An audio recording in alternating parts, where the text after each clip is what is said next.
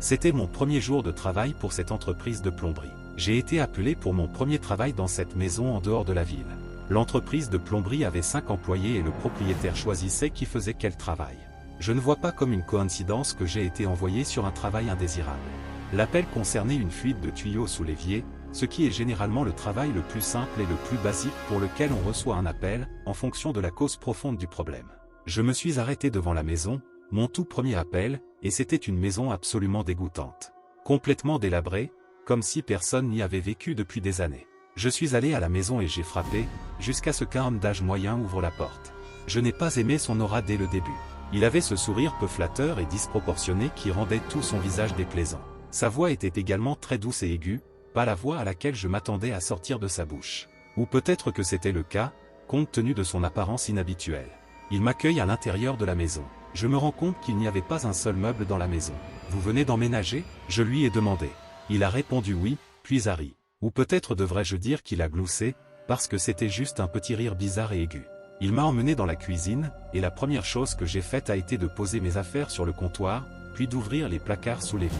Je me suis glissé sous l'évier et j'ai commencé à examiner le tuyau, en regardant plus particulièrement le siphon en paix et les contre-écrous pour m'assurer qu'il n'était pas trop serré ou trop lâche. J'ai remarqué que l'homme se tenait directement au-dessus de moi. Ses jambes étaient écartées de sorte que j'étais coincé entre ses deux pieds. C'était extrêmement inconfortable.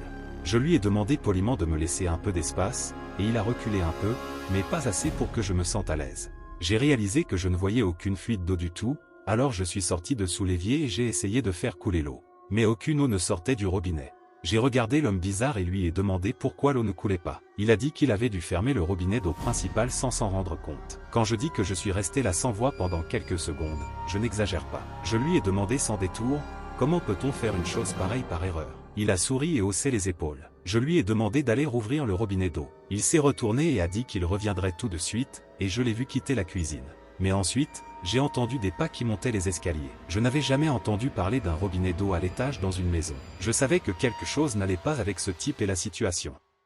Tout, de l'état de cette maison à ses manières. Et puis j'ai commencé à entendre plusieurs séries de pas venant de l'étage, descendant rapidement les marches. En une fraction de seconde, j'ai décidé que je partais. J'ai pris mes affaires et je suis rapidement sorti vers la porte d'entrée et vers ma camionnette. Je suis un gars assez grand et bruyant, donc je ne suis pas vraiment facilement intimidé par les gens d'une manière physique. Mais il y avait quelque chose dans cette situation et dans ce type qui me disait que quelque chose allait se passer. J'ai regardé la maison pendant une seconde, puis je suis parti. J'ai appelé Dave, mon patron, pour lui faire savoir que c'était juste une sorte de farce. Parce que ça sonnait mieux que si je disais que j'avais peur de ce type. J'ai fait quelques minutes d'enquête et j'ai découvert qu'il s'agissait simplement d'une maison vacante et abandonnée. J'ai obtenu le numéro qui avait appelé pour la prétendue fuite de tuyaux de Dave, et il s'est avéré qu'il s'agissait d'un numéro IP en voix off, pas même d'un vrai numéro. J'ai signalé cette rencontre louche au service de police local, juste pour qu'ils en soient conscients et qu'ils ferment peut-être cette maison. Je n'ai jamais eu de raison de retourner dans ce quartier louche de la ville. Je n'ai travaillé pour cette entreprise de plomberie en particulier que pendant environ un an.